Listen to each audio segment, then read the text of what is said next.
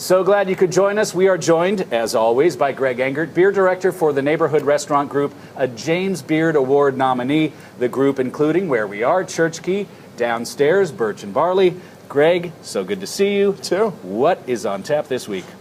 So this week we have something incredibly special. I seem like I say that every time, but this one they all are. This is certainly the first of its kind as far as freshness goes for a beer that we're going to taste.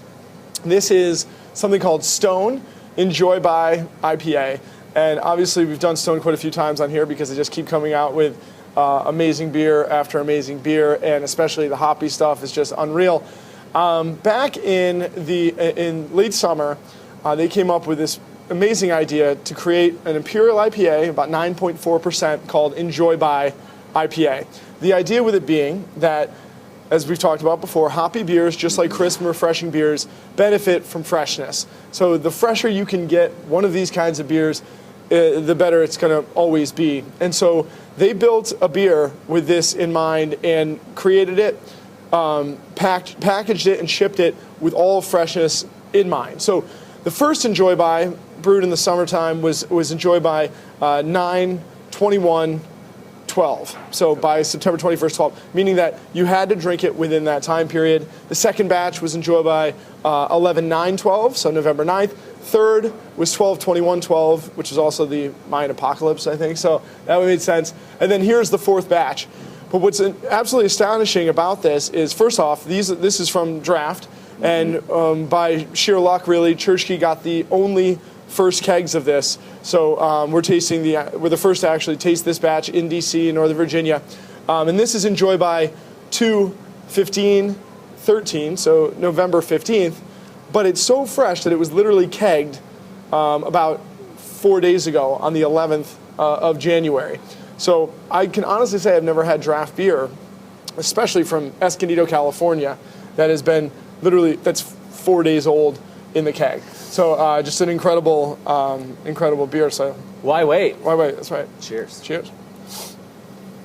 Oh my goodness. Whoop, and I just spilled some. Jeez, what is the matter with me, among other things?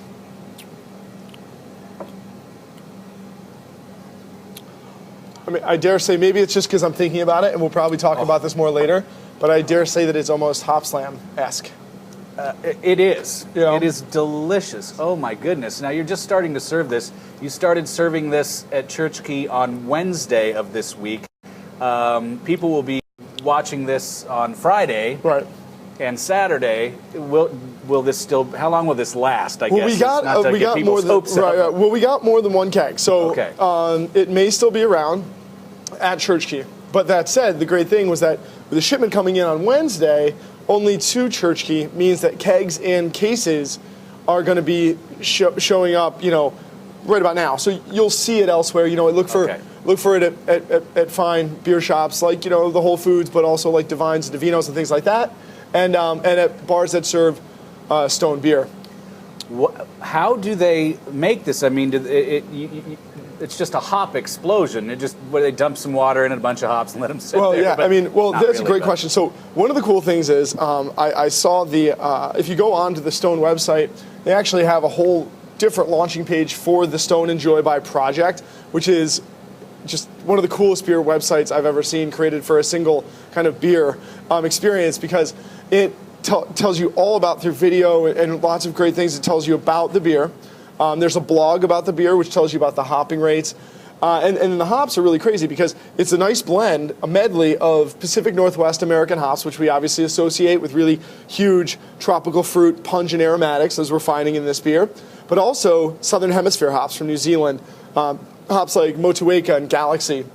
And it's got a lot of all of them. It's a very, very complex hop regimen. I think there's almost 12 different hops or so, maybe a few less, but lots of different hops. And they get the party started so early on in the brewing process that they're even doing first wort hopping, meaning they're adding hops, Calypso hops, into the mash tun. So most of the time we see hops getting into the beer at first during the boil. They're even starting earlier. So this is literally hopped continuously from the mash to the boil, through to dry hopping, of course, as well. And then the other thing about it is just what I said. I mean, it's kegged on the 11th.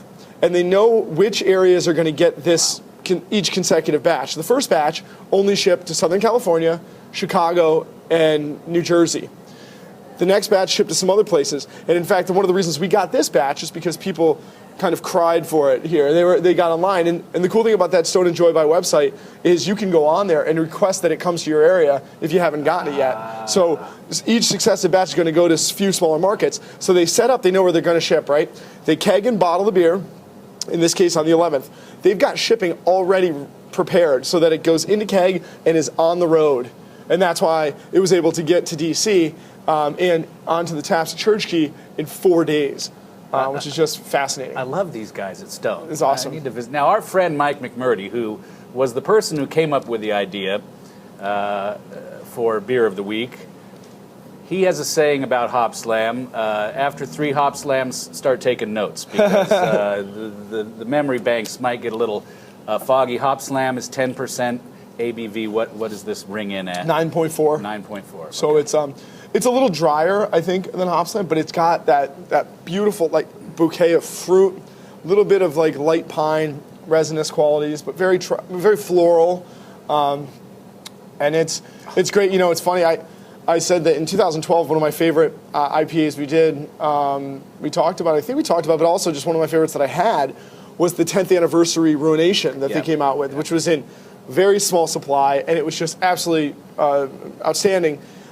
This is as good as that for sure.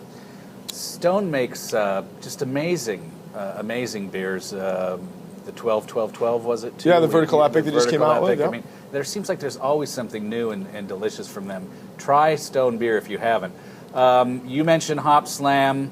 Hop Slam was the most popular beer of the week last year as far as web hits go. I think it's being released right now in Michigan and places around Michigan. Any idea when, since it came up? Yeah. And I would have asked anyway when we might see it around here. I am thinking no earlier than the end of January, early February. Okay. But it's on pace for that time, so yeah. And there's some information about tasting on Bell's website, and it says on their website they actually made more of it this year. That doesn't necessarily mean there's going to be more of it available here. No, and the thing is, and that is true, they typically have been making more of it year over year. The only problem is that its popularity is not exactly, stagnant, so it continues to grow. And so what you're seeing is, while they're making more, they're shipping more to all of their markets. So it's not a huge sum gain in each market. It's a little bit more. But then again, it seems like every year there's more and more people who want more and more of it. So still, if you see any, grab it. And like you always say, drink it immediately. Just like Stone Enjoy By, these beers should be consumed, if possible, within 5 or 6 weeks of them being kegged or bottled. Before we get to a question from a viewer about beer aging, tough to pair this with. Yeah, and also I keep saying to myself, it's like, why would you drink this with anything? This is by itself is just, you almost don't want to interfere with its flavors. That said, of course, there are some things you can do with this, and as I've also said before, beer and food pairing is very fluid. It should not be too prescriptive, and so a lot of times when you ask me these questions, it's kind of like what pops into my head first. Sure. And I have said, yeah, that's great. So I've said before, obviously, like things that are rich and meaty, be it an aged cheese or a cut of steak, are great to kind of subsume the bitterness and make it less bitter on your palate. So always think of that. And then for some reason with the floral, mild, piney and big tropical fruit notes here, thinking of like Argentinian steak preparations with like that green chimichurri that's garlicky and tangy. I think that would be awesome with this. Right. And let's see. Our question comes from Charlie, and of course I forwarded this from a different email account. I don't have Charlie's last name. I'm sorry, Charlie. I'll put it at the bottom of the screen. He managed to get his hands on a single bottle of Westvleteren 12. He's excited to try it. He wonders if you recommend laying it down or drinking it now. So a little bit of history on that. Westvleteren 12 is one of the beers produced by the monastic brewery of St. Sixtus Monastery in West Flanders, Belgium, and they release their beers under the Westvleteren name. And the thing about these beers is that typically you have to go to great lengths to get it. It is not exported, at least not legally. Some people will trade it and things like that and sell it online. He says he got it legitimately. He did. I don't know what that means. No, I'll tell you. So not on eBay. Typically, you have to go to Belgium. You have to arrange via phone a date and time when you can pick up, I think the max is 2 cases of the beer from the monastery itself. The cafe across the street does serve the beer, so you can taste some there as well. But to buy it for yourself, that's the max, and they keep track and everything like that. So that's how hard it normally is to get. Now, this particular Trappist monastery believes hugely in their vows of poverty. So that's part of the reasons it's so exclusive is they're trying not to make a lot of beer or a lot of money off of the beer. And so they also, though, ran into needing some repairs on their monastery. And so as a one-time deal, they created, I think, something like 15,000 cases worth of Westvleteren 12 exported to the United States to be sold on one single day back in December at very few outlets, mostly Total Wines actually, throughout I think 22 states or so in the U.S. And so that's probably where Charlie got it, where a lot of people got it. It was quite pricey as well. It was $85 retail for 6 bottles of Westy 12, as we call it, and 2 goblets. So very pricey, but an amazing beer. Fantastic. Definitely one of the most delicious beers in the world. And as far as drinking it fresh versus aging it, I would actually lay it down. Okay. It is the same recipe as that which you would buy if you went to the brewery, so nothing different about it. But this beer is big, it's bold, it's rich, it's sweet and caramelized when it's young. Laying it down dries it out nicely, gives it a kind of figgy palate, and I think it benefits from some age, anywhere from, I would say, at least a year and longer. Okay.